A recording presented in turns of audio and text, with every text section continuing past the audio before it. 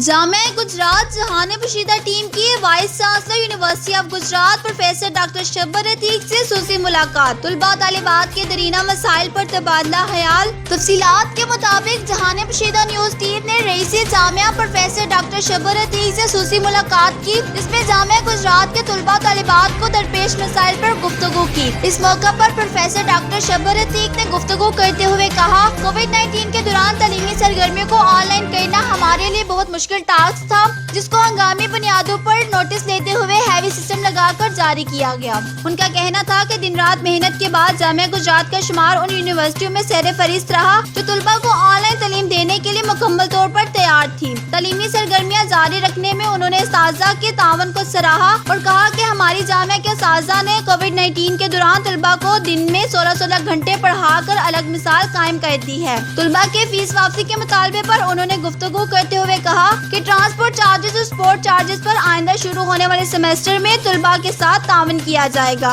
उन्होंने कहा कि मुल्क की मौजूदा सूरत हाल और कोरोना की दूसरी लहर को मद्देनजर रखते हुए जामिया गुजरात में तुलबा तालिबात की कसीर तादाद के बायस 2 सेमेस्टर को कोरोना SOPs के साथ फिजिकल जबकि बाकी सब सेमेस्टर को ऑनलाइन पढ़ाया जाएगा। जबकि मजीद उन्होंने कहा कि अगर मुल्क की सूरत हाल बेहतर हुई तो कोरोना SOPs के साथ बाकी सेमेस्टर को मार्च तक यूनिवर्सिटी बुला लिया जाएगा।